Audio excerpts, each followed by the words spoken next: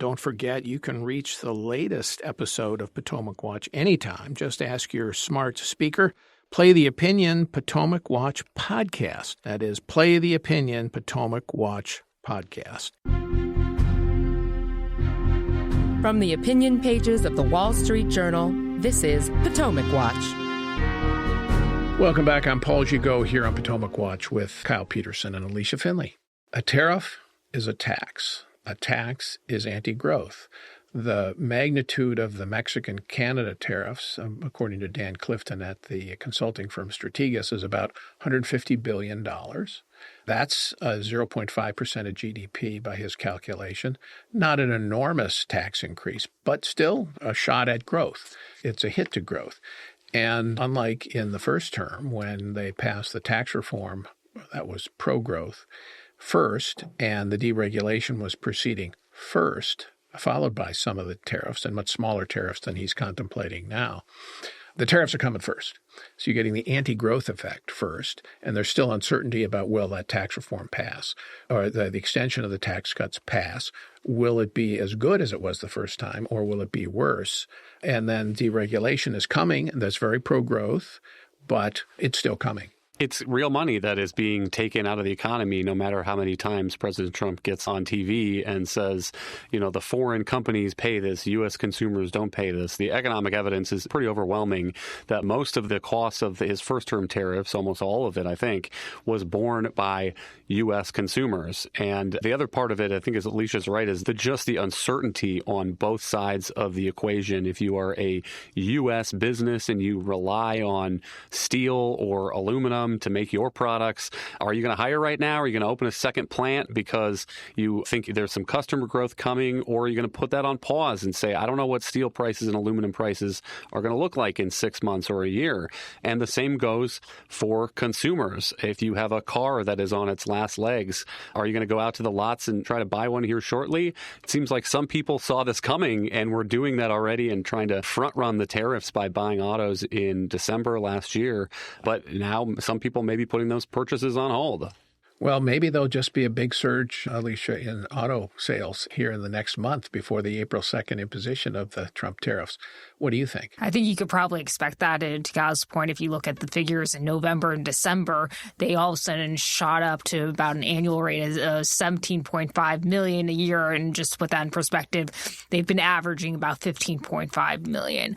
So I think a lot of people are going to expect car prices go up, potentially, by 25%, especially with now Trump warning about across-the-board auto tariffs, and they're going to go out and buy, and that may provide a small increase to consumer spending in the short term in the GDP report. That'll just be stealing GDP growth from future quarters. So I wish that I could sit here and help our listeners and say, you know what, he's going to impose them or he's not going to impose them.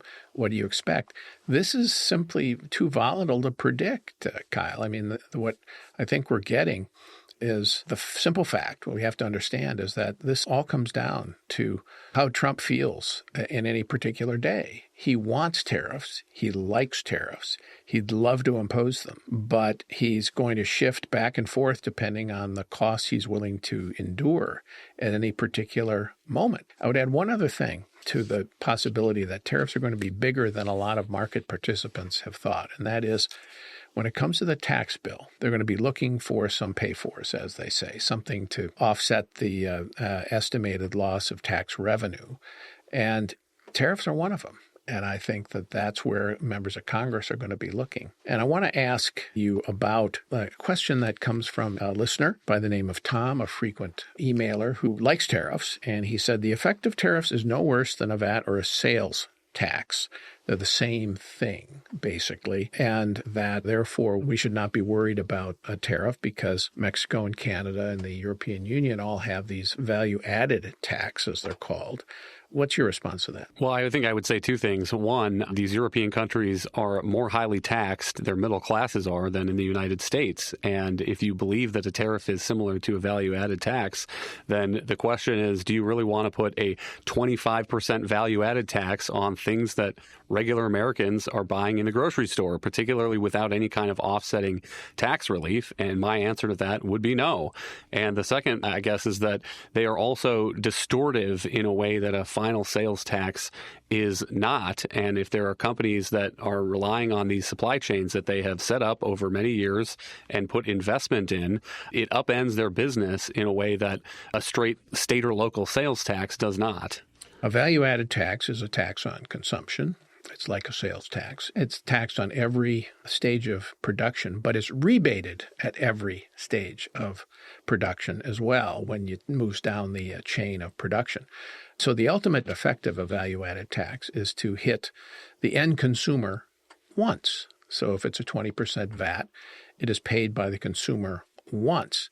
And that is whether or not the automobile, for example, or the widget is made in Germany, say, or imported into Germany. The American exporter does not get punished any more than the German producer of that same product. They both get taxed in the end once with a value-added tax, right? Right, and that hits on another key distinction is that a value-added tax hits the consumer. Here, a tariff would actually hits a lot of businesses and the intermediaries, automakers, and we were talking about parts that go across the border multiple times. You could have a compounding effect with the tariffs piling on. And again, it actually hits a lot of businesses and will dampen investment in that way. Insofar that it does that, it can also hurt workers. A tariff is easier to cascade and therefore have a multiple layered effect on the economy in a way that the value-added tax, which only hits once at the end consumption. So